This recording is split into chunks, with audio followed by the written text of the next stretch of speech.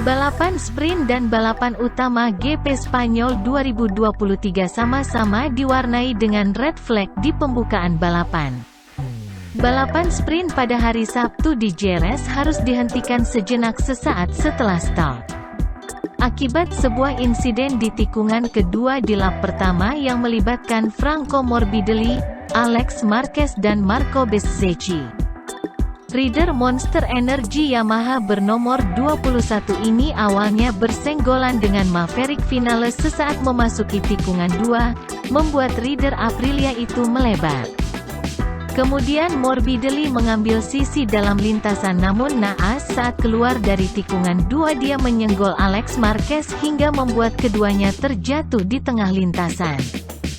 Marco Bezzecchi yang datang dari belakang tidak mampu menghindari motor Yamaha M1 yang sedang terseret lalu menabraknya, membuat rider Muni VR46 ini juga ikut terjatuh.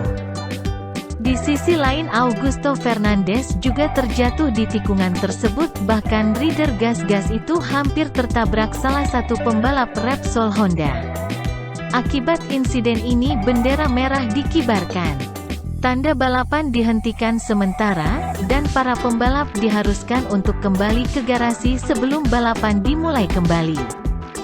Dan Franco Morbidelli dijatuhi hukuman long lap penalti oleh pengawas balapan karena dianggap sebagai dalang kekacauan akibat berkendara terlalu agresif. Pada balapan ini rider Red Bull KTM Brad Binder memenangi balapan, diikuti Francesco Bagnaia di posisi kedua dan disusul rider Red Bull KTM lainnya Jack Miller, sedangkan test rider KTM Dani Pedrosa finish di posisi ke-6.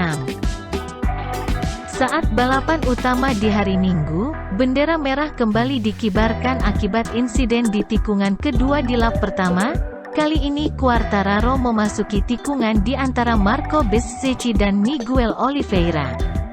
Namun pembalap Yamaha tersebut terlalu dekat dan bersenggolan dengan Bezzecchi saat mengambil posisi berbelok, membuat El Diablo terjatuh lalu menyeret Oliveira hingga terjatuh sampai mengenai pembatas lintasan.